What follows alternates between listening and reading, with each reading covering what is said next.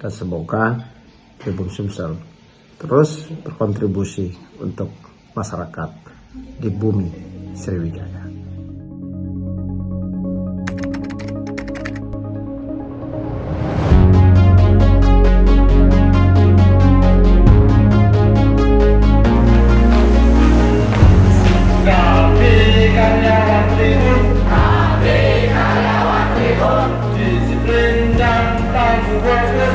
Disiplin dan tangguh bekerja, jujur dan adil jadi sikap, jujur dan adil jadi sikap, cermat sesama dalam bekerja, cermat